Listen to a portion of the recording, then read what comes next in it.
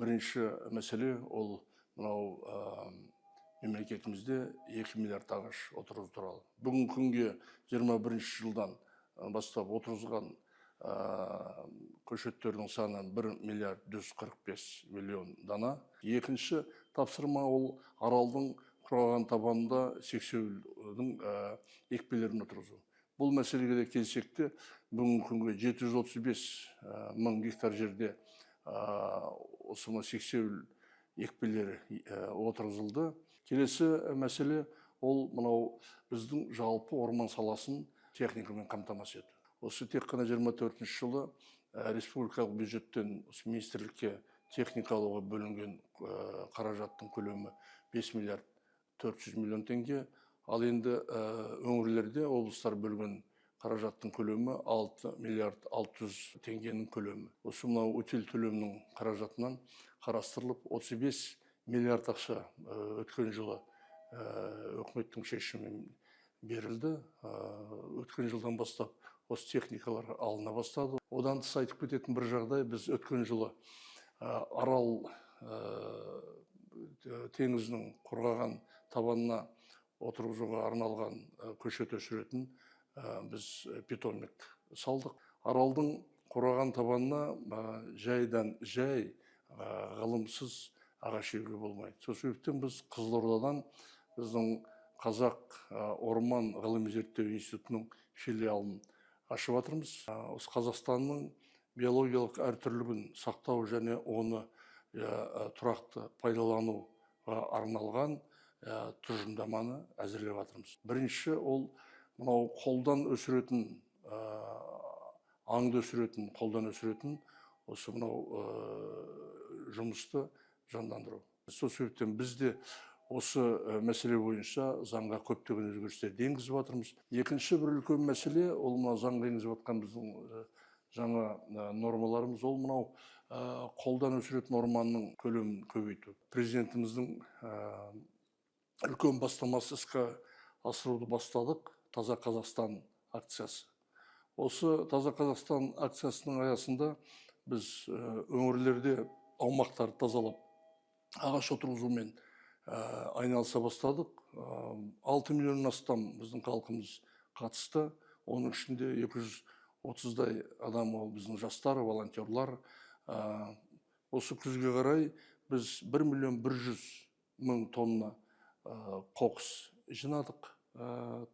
Сонымен қатар 1 миллион 600 мың дана ағаш отырғыз деп сол жылды аяқтадық.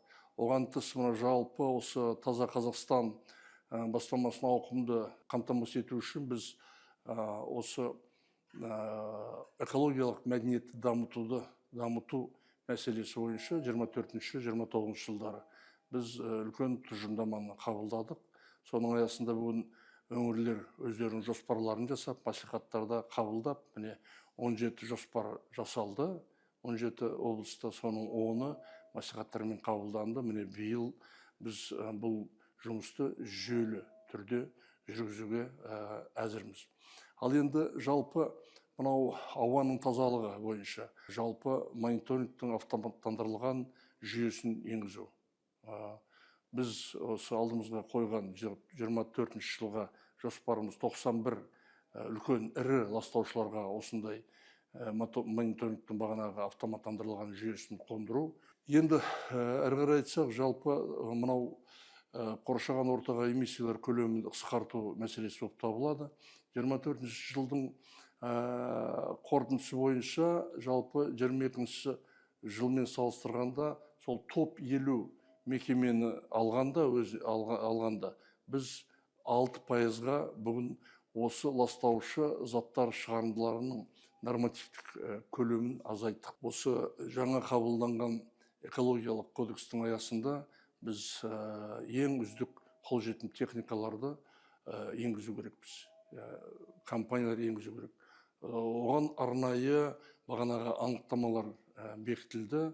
Өткен жылы біз 16 анықтама бекітілді. Көптеген елді мекеннің маңайында осындай заңсыз жиналған қоқыстар пайда болады. Ал енді бағана айтып кетсек, 2018 жылы 8 мыңнан астам осындай үйінділер анықталса қосымша арқылы, өткен жылы мысалға бар жоғы 4 мыңнан астам.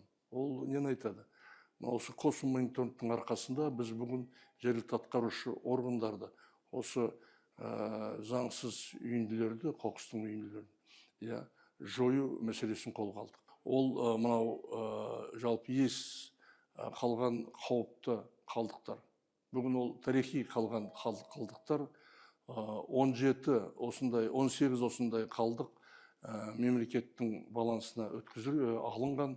Енді жалпы бүгінгі министрліктің жұмысы ары қарай осылай жалғастырылады. Бұл жерде біз басым назарға алатын проблемалар, сұрақтар ол экология байланысты. Бүгінгі ең басты проблема біз осы халқымызға экологиялық тұрғыда қарағанда комфорттық жағдайды жасау, ол бірден бір біздің үлкен мақсатымыз. Екіншіден, әрине, мынау орман саласында, орман фаунамызды, аңдарды сақтап қалу. Сол себептен бұл бағытта да жұмыстар ары қарай жалғастырады.